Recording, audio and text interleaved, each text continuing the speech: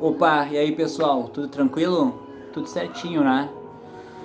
Então vamos gravar hoje nesse domingo, né? Dia 9 de fevereiro. Agora são 14 horas e 12 minutos. Dando sequência ao nosso curso, hoje o capítulo 3.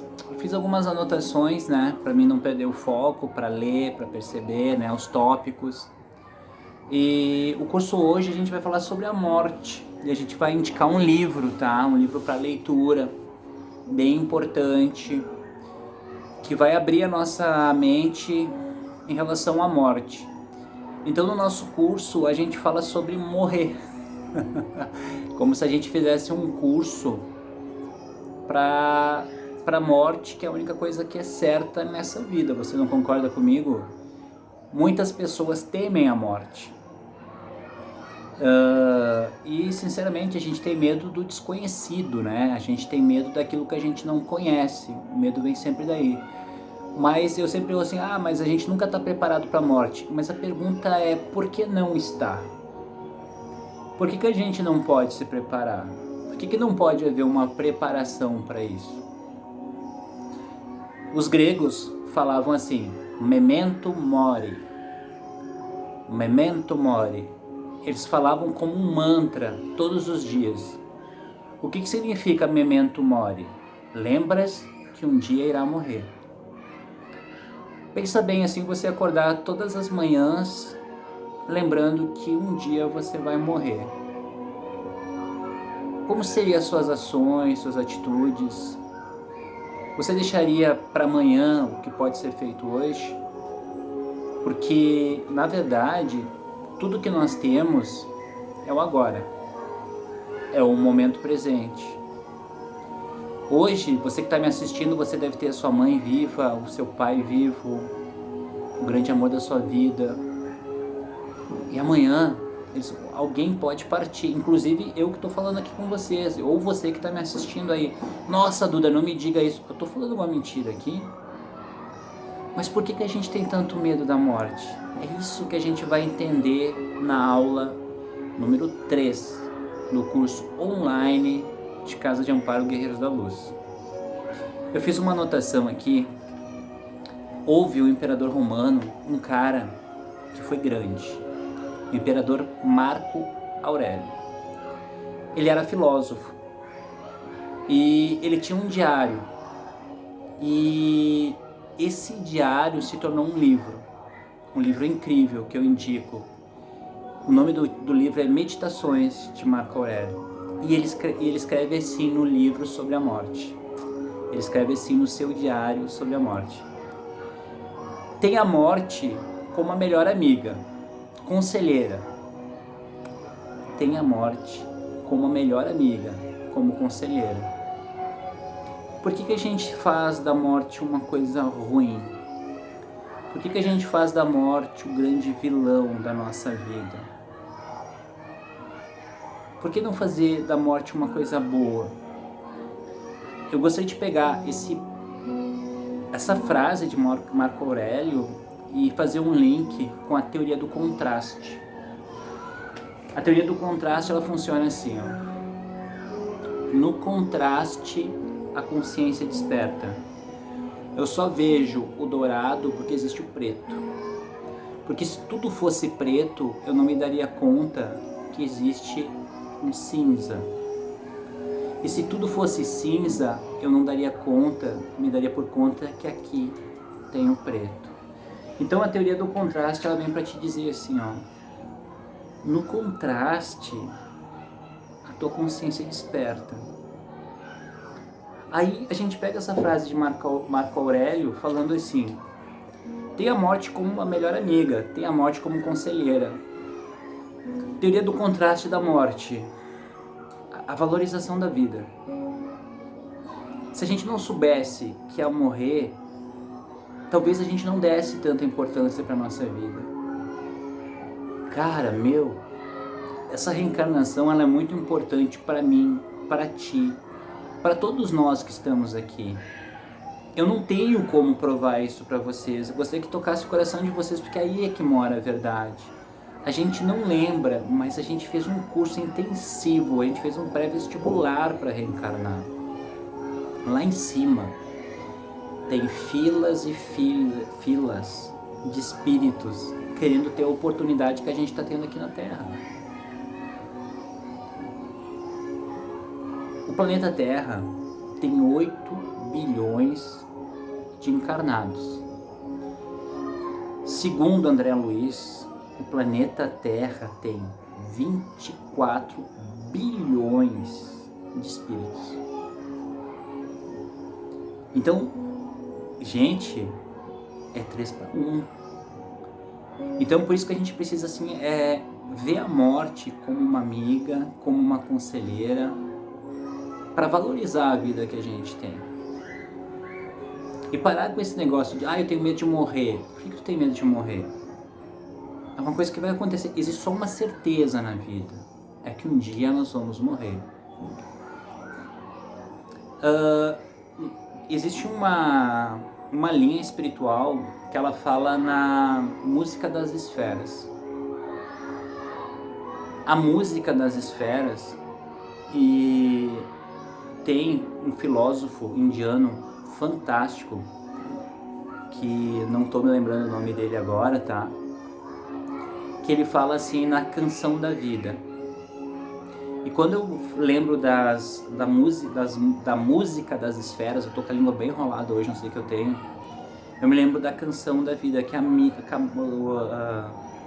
Sirihan, me lembrei, obrigado quem me ajudou. Sirihan, que é o autor de um livro incrível chamado Em Busca da Sabedoria, ele fala assim que a vida entoa uma música, uma melodia. Só que poucos são aqueles que conseguem ver essa melodia. E na música das esferas funciona assim. É uma música espiritual que toca 24 horas por dia, 7 dias por semana, mas a gente não ouve. Sabe por que a gente não ouve? Por causa da teoria do contraste. Ela é ininterrupta. Ela não para de tocar. Se ela parasse de tocar um segundo, a gente perceberia ela. Então a gente precisa ter essa teoria do contraste para entender a vida e a morte. Nós valorizamos a vida entendendo a morte. É exatamente esse ponto que eu quero chegar.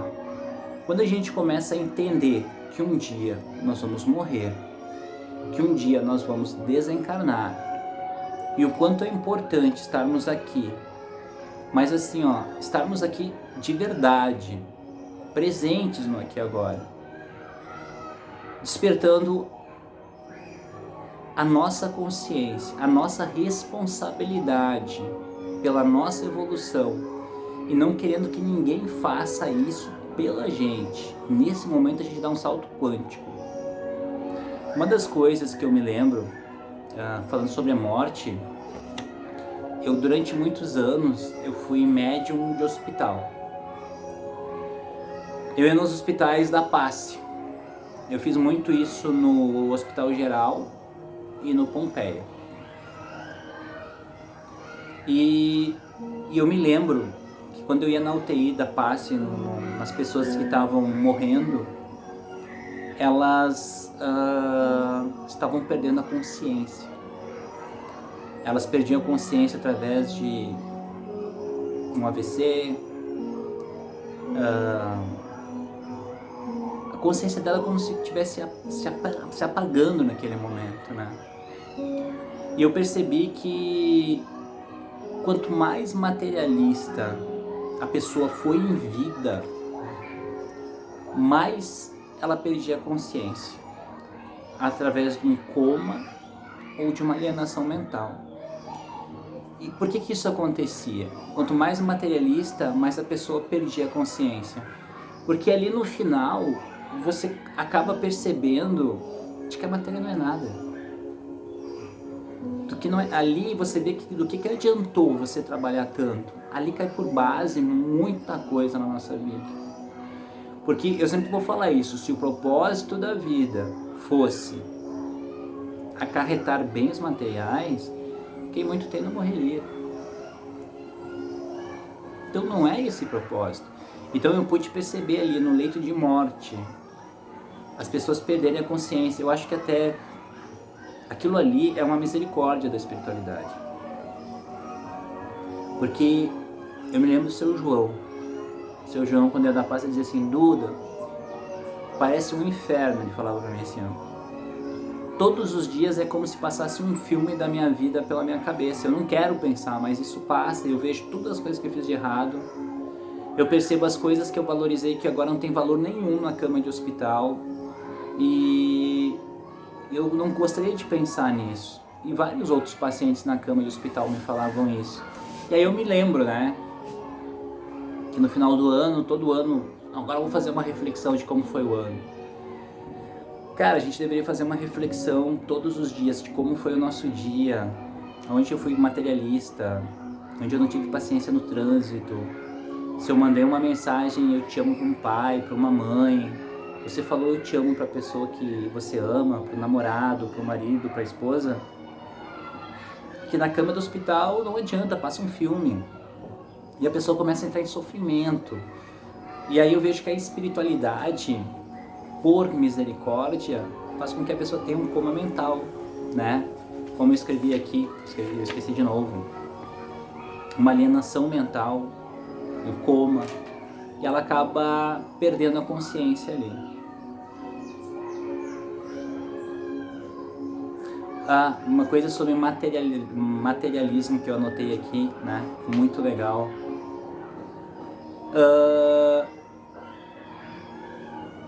Geralmente, grandes homens vivem pouco. Geralmente, grandes homens, grandes mulheres que passam pelo planeta, eles vivem pouco. Aí eu pergunto pra vocês assim, ó, o que é viver uma vida com quantidade? Ou será que é melhor a gente viver uma vida com qualidade? A mesma quantidade de recursos, todos têm. Todos têm. Todo mundo pode conseguir as mesmas coisas. É como a parábola dos talentos, né? Jesus contou, aí veio, deu um talento para o outro, deu outro talento para o outro, um enterrou, o outro gastou, o outro perdeu tudo. Então a gente percebe que Deus dá uma vida para cada um de seus filhos. E o que a pessoa faz dessa vida?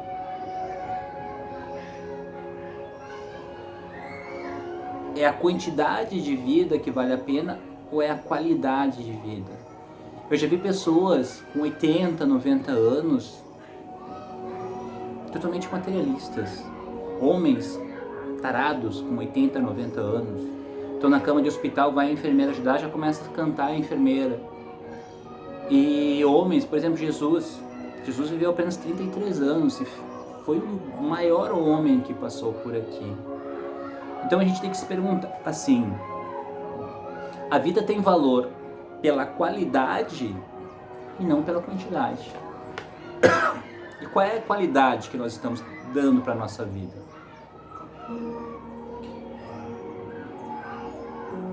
Nós só temos condição de construir algo se todos os dias nós carregamos um tijolo. Isso é uma coisa que eu anotei aqui para o curso que eu acho incrível. A construção de coisas materiais, que são importantes também, mas de coisas espirituais. A gente só tem condição de construir uma coisa se a gente carregar um tijolinho todo dia. Se eu quero ter uma vida com qualidade, eu preciso me melhorar, acima de tudo. E para mim me melhorar, eu preciso todos os dias, pelo menos uma vez, trabalhar a minha reforma íntima, o meu autoconhecimento. Se eu quiser construir algo na matéria, eu vou ter que me dedicar a isso todos os dias. Por exemplo, uma vez por semana eu paro para fazer vídeos para vocês. E há uma regra, eu vou parar para fazer vídeos para vocês. Aconteça o que acontecer, eu vou parar para fazer isso. Então, para a gente construir algo na nossa vida, não só física, mas espiritual, emocional, a gente tem que carregar um tijolinho por dia. Ou seja, uma vez por dia eu preciso rezar, preciso orar. Uma vez por dia eu preciso fazer meditação. Uma vez por dia eu tenho que carregar o tijolinho da gratidão. Então a gente precisa aproveitar essa vida que a gente tem, porque a gente tem que lembrar como os gregos, memento mori, lembras que um dia vai morrer. E aí, como diz um grande filósofo, quando chegar a hora da morte, onde você deu o seu melhor, dá o seu melhor. Eu sempre falo isso, sabe, sobre caridade, que a gente vai ter um vídeo somente sobre caridade, tá? Que eu acho que é legal ter esse curso sobre caridade, a verdadeira caridade, mas eu queria dar uma palhinha dela aqui. Qual é a maior caridade que existe para Deus? Não é dar dinheiro. Dar dinheiro é a coisa mais fácil. Ó, aqui ó, R$100 aqui ó, pronto, tu não fez nem esforço. A maior caridade para Deus é tu doar o teu tempo, porque hoje em dia ninguém tem tempo para nada. São 36 horas que tu quer colocar em 24. Quando as pessoas me procuram, eu faço com que elas organizem o tempo delas, e quando sobra tempo elas não gostam. Porque quando sobra tempo, vocês têm que olhar para a vida delas, elas têm que olhar para elas mesmas. Sabe trabalhar demais, que é a pessoa que trabalha muito, isso é uma depressão.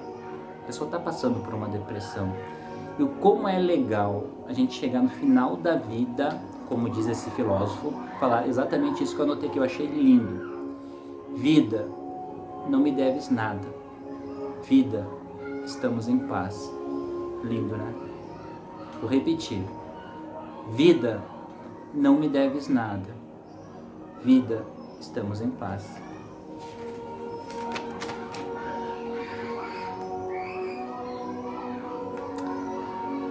A nossa sociedade não gosta de falar na morte.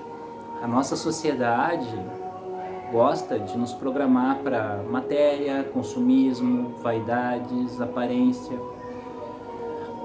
Como é legal a gente ter uma visão diferenciada sobre a morte. E eu queria muito falar para vocês sobre Parmênides, tá? Parmênides, ele dizia assim, ó, que a morte não existia. Vamos questionar a morte. Parmênides dizia assim, ó, o que é viver? O que é viver de verdade?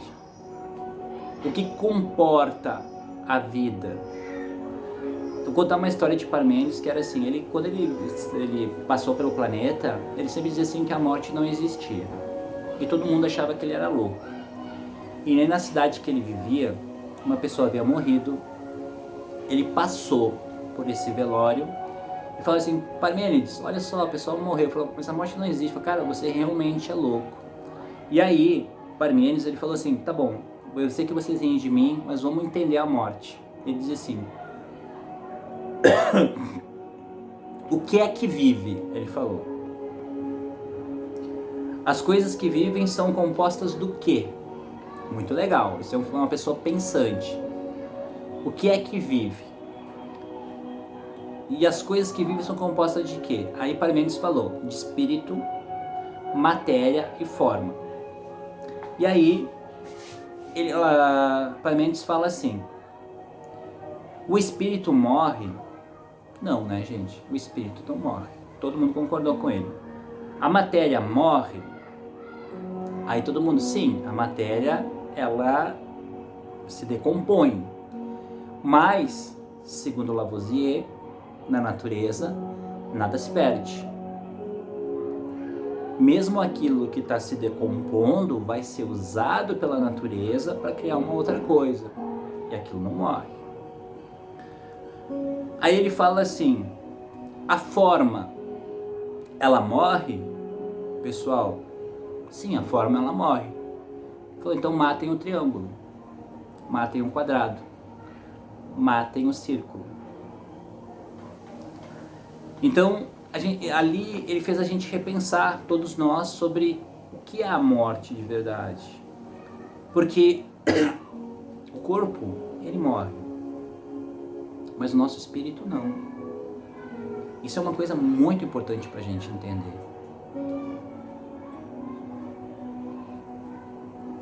Uma das coisas que a gente precisa entender, que Parmênides falava muito, é o seguinte. A nossa consciência, ela se identifica com o nosso corpo.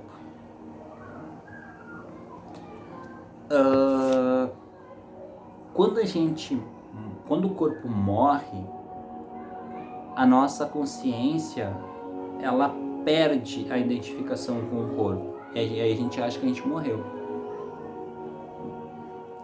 Isso que a gente tem que entender. Porque eu não sou esse corpo. Eu tô nesse corpo. Vamos ver se vocês entendem. Hoje eu tô Duda, mas nem sempre eu fui Duda. Você consegue entender o que eu tô dizendo? Hoje eu tô nesse corpo físico, mas eu nem sempre estive num corpo físico assim. Eu já tive outros corpos físicos em outras reencarnações. Quanto mais eu me identificar com esse corpo, mais eu vou ter medo da morte. Vou ter medo de envelhecer. Aí eu anotei aqui que eu acho o máximo. Vencer a morte é vencer a inconsciência. Quando a gente se identifica com um corpo e a gente acha que a gente é aquele corpo e que morreu, acabou, nós estamos inconscientes.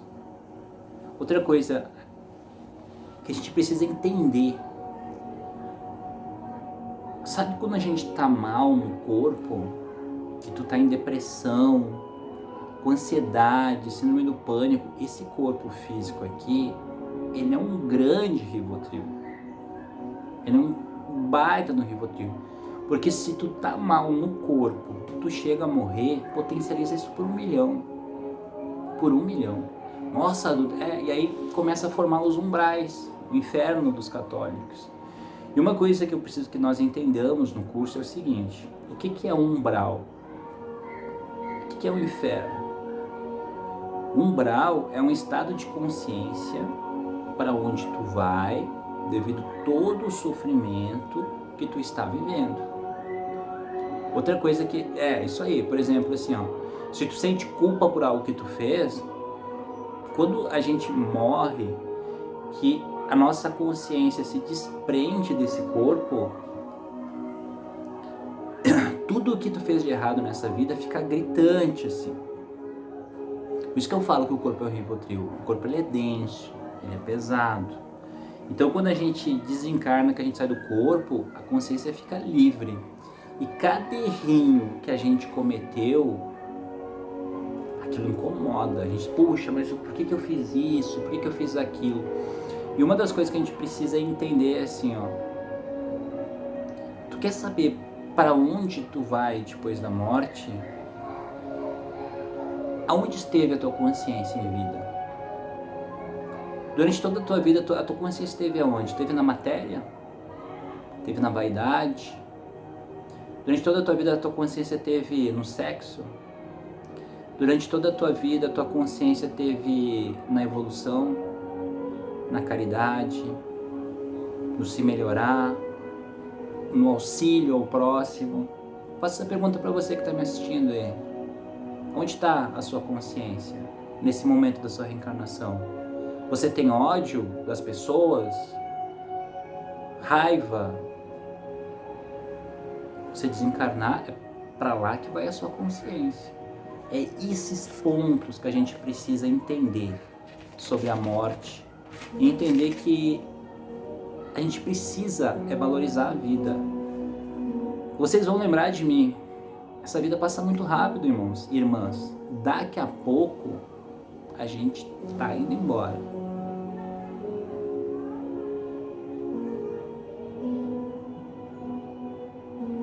Eu anotei aqui, olha que legal. Você precisa vencer algo no momento presente. Quer vencer a morte? Vença em vida estando consciente. Vou repetir. Você precisa vencer algo no momento presente. O que você precisa vencer nesse momento presente? Talvez você esteja inconsciente que você está magoado com uma pessoa, que você sente raiva dessa pessoa, e quanto mais você tiver isso, se você chegar a desencarnar, você vai virar obsessor dessa pessoa. É isso que eu estou dizendo. Quer vencer a morte? Vença em vida, estando consciente. Consciente de que você é um espírito encarnado. Esse corpo aqui foi lhe dado para que você possa atuar no plano físico. É que nem um mergulhador. Ele não vai conseguir mergulhar no fundo do mar se ele não tiver uma roupagem para isso.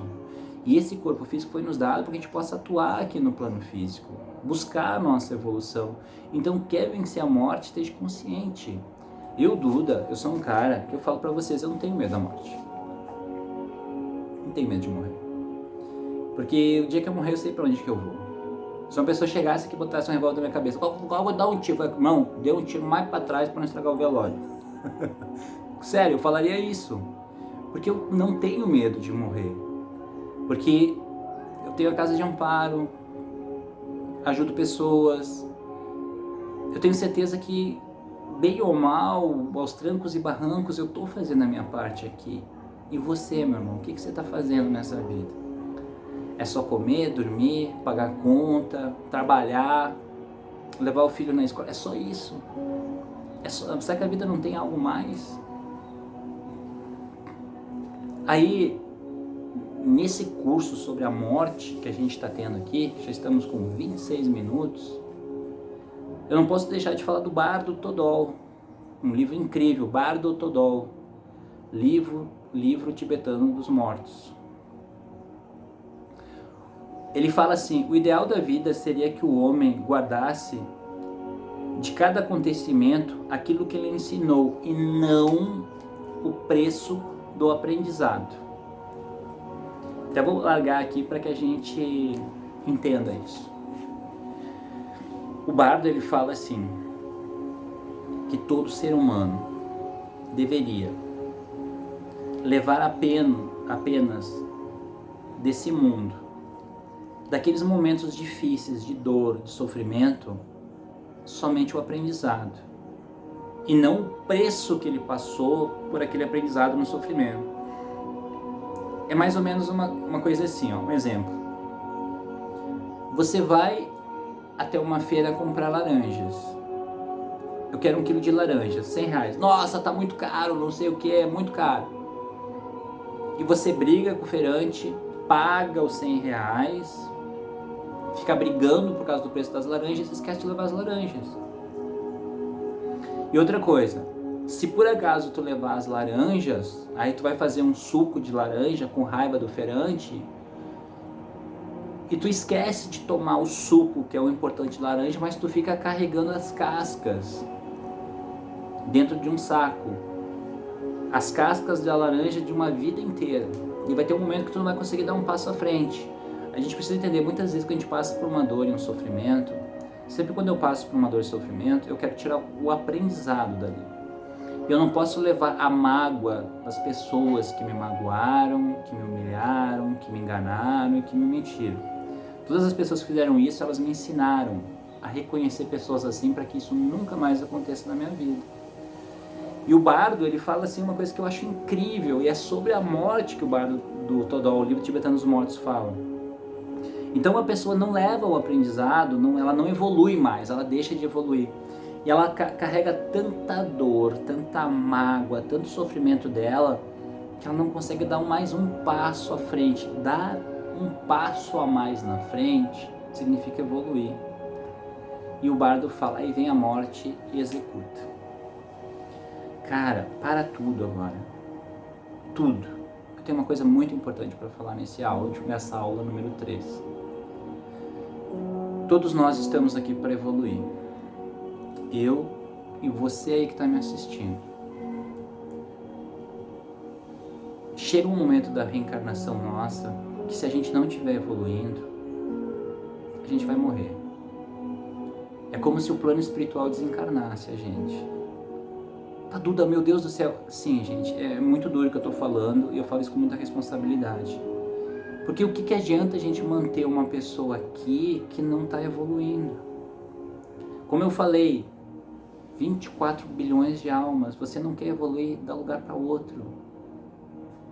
E quanto mais a gente ficar aqui, envelhecer aqui, com consciência, tentando se melhorar, gente, vai ser um passo acima. Olha, se você praticar o autoconhecimento, você está acima. Não leve isso como vaidade e ego, mas acredite no que eu estou falando, você vai estar acima de muitas e muitas pessoas. Pare de carregar mágoa, rancor. Pare de carregar o preço que você pagou. Comece agora a levar somente o aprendizado, aprender e evoluir com isso.